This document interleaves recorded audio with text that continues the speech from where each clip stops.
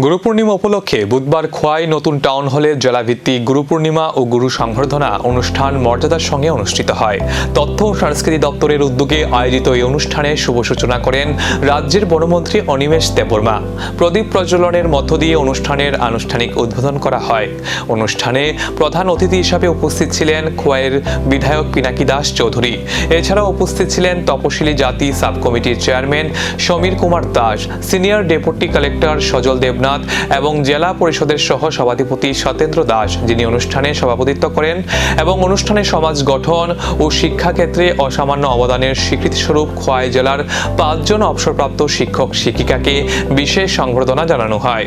বক্তারা তাদের বক্তব্যে গুরু ও শিষ্যের সম্পর্কের ঐতিহ্য, শিক্ষকের অবদান এবং মূল্যভিত্তিক শিক্ষার গুরুত্ব তুলে ধরেন। পাশাপাশি আগামী প্রজন্মকে শিক্ষকের প্রতি শ্রদ্ধাশীল হওয়ার আহ্বানও জানান। এরা হাত তুলেছে। টমবয়,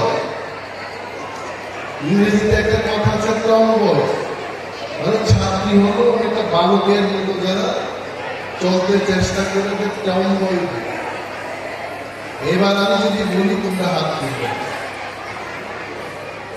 আমি শিওর যে ছাত্রছাত্রীরা এই চেঁচামেচির মধ্যেও তোমরা কিন্তু আমরা কি বলতে চেষ্টা করি এটা শুনছি।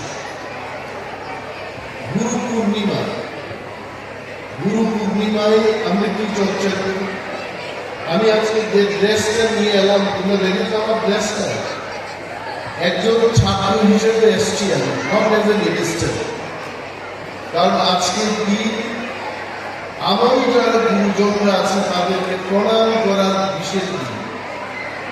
তোমাদের যেমন শিক্ষক শিক্ষিকা আছে, আমাদের আছে। আমি আমার শিক্ষকের বাইরে গিয়েছি, সামটাইম ডিসেম্বর মাসের দিকে আমি গিয়ে গুরুকে প্রণাম করে আসি। আমার অনেক গুরুজনেরা আজকেও জীবিত আছেন।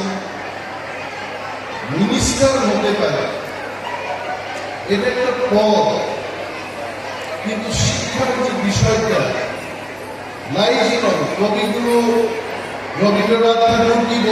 শিক্ষক শুধু জ্ঞানই দেন না, গড়ে তোলেন একটি প্রজন্মের ভবিষ্যৎ। গুরু পূর্ণিমার এই সম্মাননা সেই অবদানেরই এক আন্তরিক স্বীকৃতি।